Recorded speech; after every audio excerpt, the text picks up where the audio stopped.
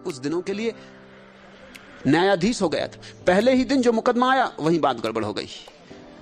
एक चोर पकड़ा गया था, धन भी पकड़ लिया गया था। चोर ने स्वीकार भी कर लिया, क्योंकि लाओ त्सु जैसे आदमी के सामने कैसे इंकार करे।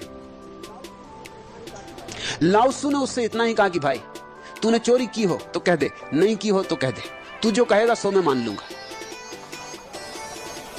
साहूकार जिसकी चोरी हुई थी उसने कहा ये क्या हो रहा है, ऐसे कहीं निर्णय होते हैं? लाओ त्सु ने कहा तुम चुप रहो, मुझे आदमी पे भरोसा है, मैं छोटी मोटी बातों के लिए आदमी पे भरोसा नहीं खो सकता, और तुम हो इस गांव के सबसे बड़े बेईमान, तुम बीच में नहीं बोलो तो अच्छा है। चोर ने जब ये सुना तो चोर कैसे इंकार करे। चोर ने सिर झुका के कहा कि मैं क्षमा प्रार्थी हूं, मैंने चोरी की, मैं अपने को अपराधी स्वीकार करता हूं। लाओ त्सु ने कहा फिर ठीक, 6 महीने की तुझे सजा, और 6 महीने की सजा साहूकार को।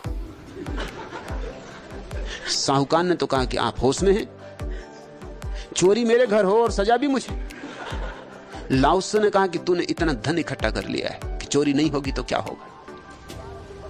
यह आदमी कसूरवार है नंबर 2 का, तू कसूरवार है नंबर 1। तूने इतना धन इकट्ठा कर लिया है कि अब गांव में किसी के पास कुछ बचे नहीं, सिवाय चोरी की कोई उपाय नहीं रहा। तूने सारे गांव की गरिमा छीन ली, तूने गांव में हर आदमी को चोर होने को मजबूर कर दिया। सजा तुम दोनों को मिलेगी, तुम दोनों जिम्मेवार हो।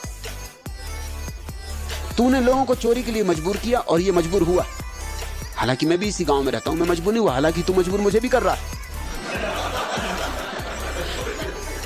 जिम्मेवार दोनों हैं, इसलिए सजा पूरी पूरी मिलेगी। बात सम्राट के पास गई। सम्राट बहुत हैरान हुआ, इस तरह का निर्णय न कभी सुना गया, न कभी देखा गया, ना आंखों देखा ना कानों सुना। सम्राट ने लाओ त्सु को बुलाया कि इस तरह के निर्णय अगर हुए तो बड़ी मुश्किल हो जाएगी। तो लाओ त्सु ने कहा कि फिर मुझे छुट्टी दे दे, क्योंकि मैं तो न्याय ही कर सकता हूं। सम्राट ने छुट्टी कर दी, क्योंकि सम्राट घबराया कि अगर साहूकार चोर है तो आज नहीं कल मेरी क्या हालत होगी। अगर कल खजाने में चोरी हो जाए तो यह आदमी तो खतरनाक है।